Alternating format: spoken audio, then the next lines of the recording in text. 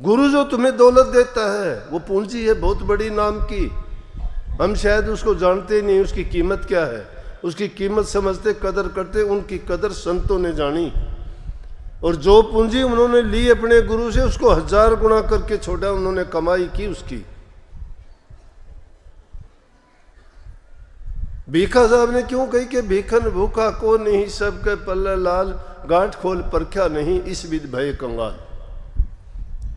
वो ज्ञान, वो समझ आपके पास है, लेकिन उस ज्ञान को भुनाने के लिए जो गुरु ने नाम की दीक्षा दी है वो लाल है असली। उस लाल को भुनाते नहीं हम। सबके पल्ले है फिर भी गरीब हैं, नहीं है, पता ही नहीं हमें क्यों गरीब हैं।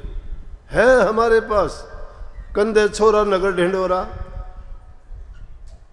वस्तु कहीं खोजे कहीं किस्मी दावा हाथ, कहें कबीर तब पाइयर भेदी लीजिए साथ। भेदी तो मिल गया, भेदी हमने ले रखा है, वस्तु का भी पता है कहाँ है, खोजने का तरीका भी हमें बता दिया गया है, लेकिन हमारी हिम्मत नहीं, हम उसको खोजना नहीं चाहते। लेकिन जिसने वो पूंजी दी है, उस पूंजी का जब कोई विनाश करता है, कोई पिता अपनी कमाई हुई पूंजी अपनी संतान को दे के और कहता है कि बेटा ऐसा कर, कोई व्यवसाय कर, इससे कमाई कर, इस पूंजी को बढ़ा। हानि कोई नहीं चाहता, हर इंसान लाभ चाहता है। कोई भी काम करे उसमें हर इंसान चाहता है मुझे लाभ मिले। लेकिन आप सत्संगी होके और नाम का लाभ कभी नहीं कमाते, वो पूंजी कैसे डबोते हो आप? क्योंकि आपको वो फ्री में मिली है। आप पूंजी की कदर नहीं जानते हो, कीमत नहीं जानते हो। वो पूंजी तुम्हें अगर मुश्किल से मिलती तो उसकी कदर समझते। एक बार एक महापुरुष थे, संत, वो कहीं आ रहे थे रास्ते में और उधर से राजा का आना हो गया। तो उसको महापुरुष को, संत को किसी लकड़ी की जरूरत थी और पेड़ के ऊपर चढ़ा हुआ था। अपने उस दराज से वो लकड़ी एक शाखा को काटने के लिए प्रयास कर रहा था। उधर से राजा आ गया और उसने देखा कि जब उसको काट रहा था तो उसकी वो दराती जिससे काटता था नीचे गिर गई। अब नीचे गिर गई तो वो कहता है ऊपर से ही कि अरे दाती तू नीचे गिर गई, मैं फिर नीचे उतरूंगा, तुझे लेके आऊंगा, इतना मुझे टाइम लगेगा, मेहनत करनी पड़ेगी, जब तक तो मैं काट लेता, तो ही क्यों ना ऊपर आ जा। दराती ऊपर चली गई। राजा देख के हैरान हो गया, ये देखने वाला नहीं, और ये कौन है ऐसा। राजा ने जाके पेड़ के नीचे खड़ा हुआ, उनसे पूछने लगा, और जब महात्मा नीचे आए तो कहने लगे कि आप तो महापुरुष हो, पहुंचे हुए संत हो, मुझे भी ये नाम की दीक्षा दो। अब राजा था, प्रजा तो राजा की होती है, अब राजा का हुक्म कौन टाल सकता है। महात्मा ने राजा को नाम की दीक्षा दे दी। नाम की दीक्षा दे दी, लेकिन दीक्षा देने के बाद घर आया, बड़ा उदास हो गया और उदासी में आके घर में लेट गया। उनकी पत्नी कहने लगी, आज क्या बात है, तबीयत ठीक नहीं है? बोला तबीयत तो ठीक है, लेकिन आज एक गलत काम हो गया मेरी से। बोला गलत काम? क्या गलत हो गया ऐसा? आप तो कभी ऐसा गलत करते ही नहीं हो, लेकिन अगर कोई बात ऐसी है तो बताओ, उसका भी कोई ना कोई इलाज होगा, ऐसा आपको पश्चाताप क्यों है? कहने लगे आज तो मैं लुट गया। लुट गए? आपके पास है ही क्या लुटने के लिए? 2 रोटी का साधन जुटाने के लिए तो आप इधर उधर जाते हो, कोई छोटा मोटा काम करते हो, कभी लकड़ियां काट के लेके आते हो, उससे गुजारा चलता है। आज आपके पास क्या था जो लुट गया? क्या आज मेरे से एक बहुत गलत काम हो गया। बोले क्या? क्या आज एक राजा को नाम दिया गया। बोले ओह, ये तो बहुत बड़ी बात है। संसारी लोग तो उसको बहुत बड़ी मानेंगे। बड़े लोग सत्संग में आ गए, बड़े लोग सत्संग में आ जाते हैं, खुश होते हैं। कोई जज आ जाए, कोई वकील आ जाए, कोई राजनीतिक आदमी आ जाए, कोई धनवान पैसे वाला आ जाए, कोई व्यापारी आ जाए, खुश होंगे। वाह, बड़े बड़े आदमी हमारे सत्संग में आते हैं। आजकल तो सत्संग भी यही रह गया, बड़े लोग आए, बड़े लोग आने सत्संग बड़ा हुआ, बड़े लोगों के आने से दूसरे लोग भी आएंगे। पत्नी बड़ी खुश हुई कि ये तो बहुत अच्छी बात है, राजा आ गया तो अब तो और भी बड़ी बात है। बोला अरे नहीं, गलत ये हो गया कि राजा को नाम दिया गया। बोला ये तो अच्छी बात है तो। बोला नहीं, मेरा दिया हुआ नाम व्यर्थ गया। बोला अभी से आप क्यों पछताते हो?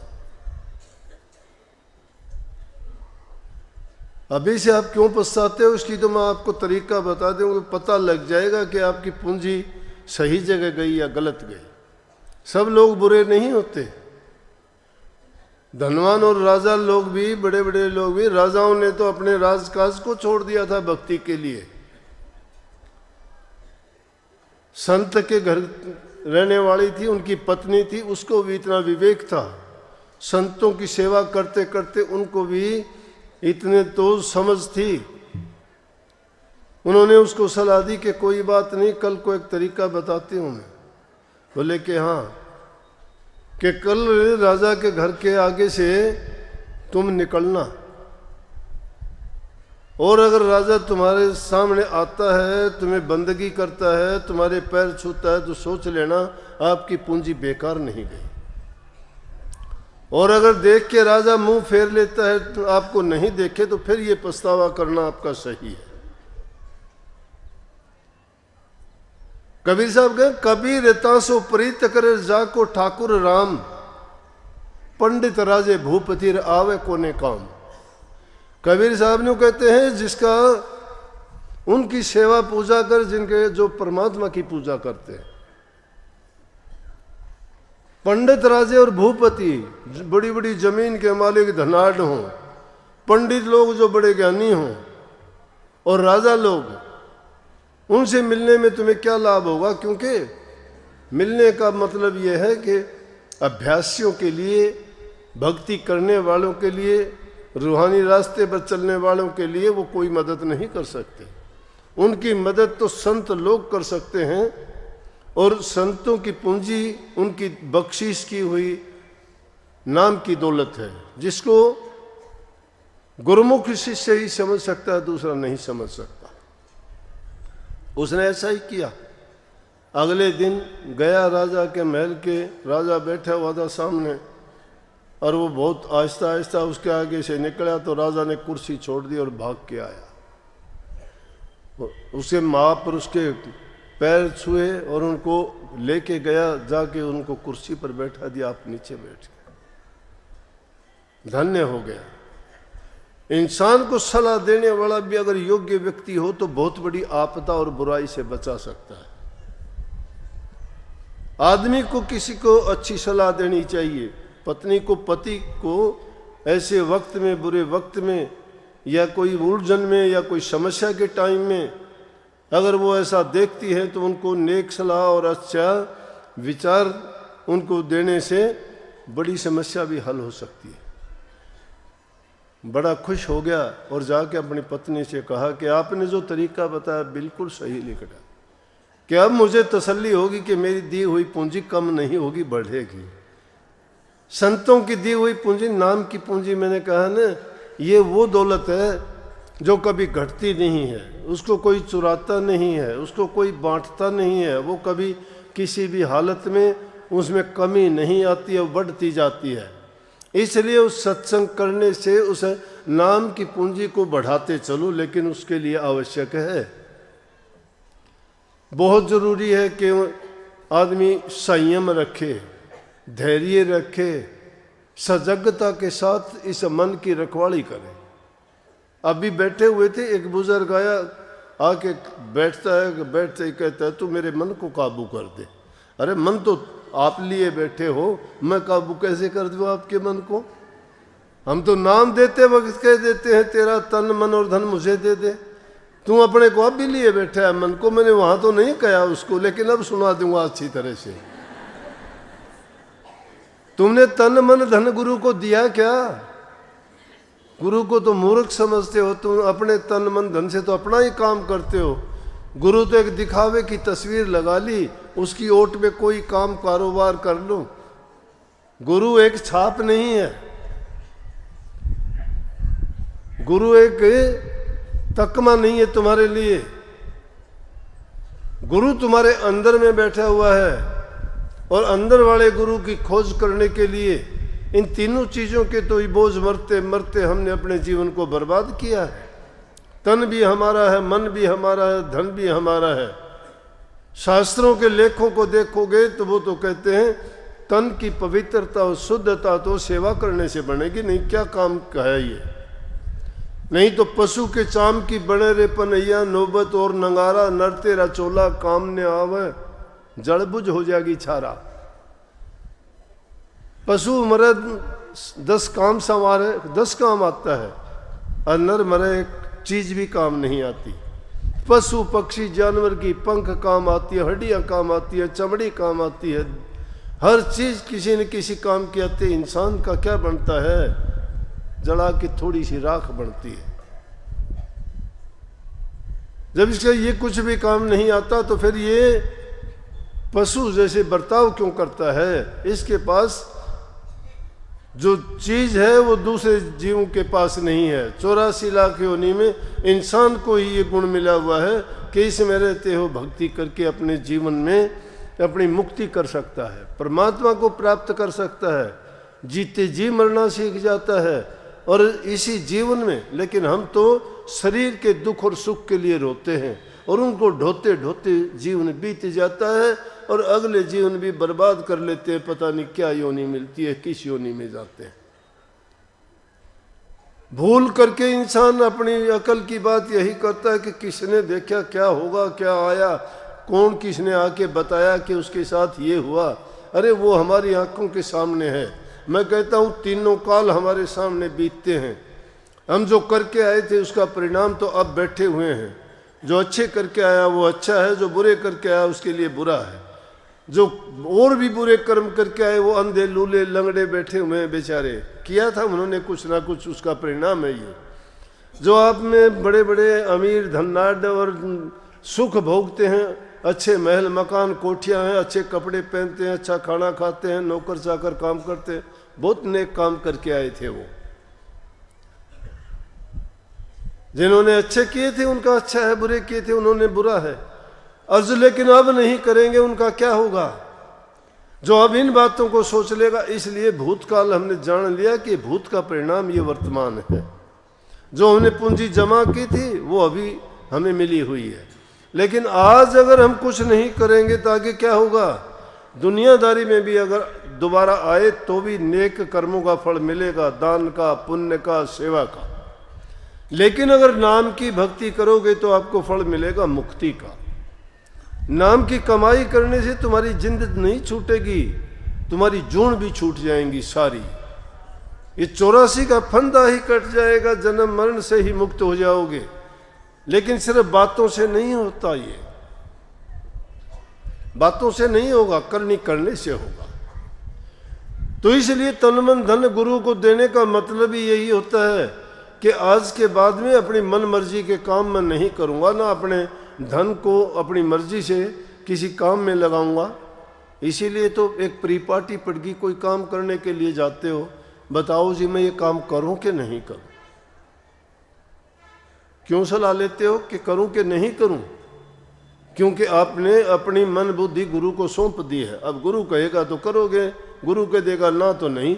और काफी लोग तो स्पष्ट ही कह देते, आप नहीं कहोगे तो मैं नहीं करूंगा, आप कहोगे तो करूंगा। लेकिन वो तो हो गए गुरुमुखों की श्रेणी में, मनमुखों की श्रेणी में। गुरु कहता है कि ऐसा कर ले, गुरु की बात तो दरकिनार कर दी कि गुरु को क्या पता है, मैं कहूंगा मुझे पता है इन कामों का। तो उनका क्या मतलब? वो तो नाम की भक्ति के बारे में तो बता देंगे, ये चीज तो हमें पता है। अरे पता नहीं, उनको परिणाम का तो पता है, दूरगामी जो परिणाम होगा वो तो गुरु ही जानता है, तुम नहीं जानते। तुम तो जानते हो अभी का, भूत का नहीं पता। गुरु त्रिकालदर्शी होते हैं, वो भूत, भविष्य और वर्तमान तीनों काल की जानते हैं, लेकिन वो प्रकट नहीं करते। नाम, वचन, दृष्टि, सब चीजों की सिद्धि है उनके पास में, करनी की है। और उसे करनी करने से जो तुम्हें आशीर्वाद देते हैं, जबान से जो वचन देते हैं, आंखों से जो दृष्टि डालते हैं, छू के या मन से जो प्रसाद देते हैं, या तुम्हें कोई विचार ख्यालात देते हैं, किसी भी रूप में तुम्हें किसी भी दृष्टि से वो आपको आशीर्वाद या प्रसाद देते हैं, तुम्हारी सफलता का, तुम्हारे काम का, तो वो सभी क्यों सिद्ध हो जाते हैं? क्योंकि उन्होंने उन चीज़ों की सिद्धि कर रखी है। और वो सिद्धि करने का तरीका क्या है? उनकी एक ही दवाई है, नाम भक्ति। वो नाम भक्ति करने से अगर मौन करते हो तुम्हारे वचन सिद्धि हो जाएगी, दृष्टि की सिद्धि करते हो तो तुम्हें दृष्टि की सिद्धि मिल जाएगी। अगर मन को मौन करके अंदर में नाम का जाप और सुमरण करते हो तो तुम्हारी स्मरण शक्ति और तुम्हारी जो आंतरिक भावना है वो शुद्ध और पवित्र हो जाए। वाक सिद्धि उसी से होगी कि तुम जो भी वाक्य बोलोगे वो सिद्ध होगा, पक्का सच्चा निकलेगा। ये तो चीजें हैं मामूली नीचे के दर्जों के ही हैं, जो सिर्फ जिनको तुम डरते हो, तंत्र विद्या कह सकते हो इनको। ये तंत्र विद्या तक सीमित, ज्यादा नहीं है, ये बड़ी बात नहीं है। ये संत इनकी ओर गौर नहीं करते, ध्यान ही नहीं देते, लेकिन दुनियादारी की काम जो निकालते हैं वो इनको बहुत बड़ी मानते हैं।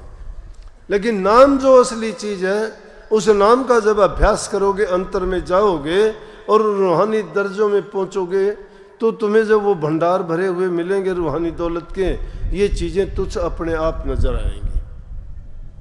वो सत्संग करते रहने से आपको वो मिलेगी। हम तो ये कोडियां बीनने में रहते हैं दुनियादारी के, ये पाप भरी पोत उठाते हैं, उनको धोते धोते हमारे हाथ भी मैले, कर्म भी मैले और जीवन भी खराब। जो हीरे मोती हमें मिले हुए हैं, जो हर प्रकार से स्वच्छ हैं, उनको अपने हृदय में रख के अंदर में कभी नाम की साधना करना ही नहीं जानते।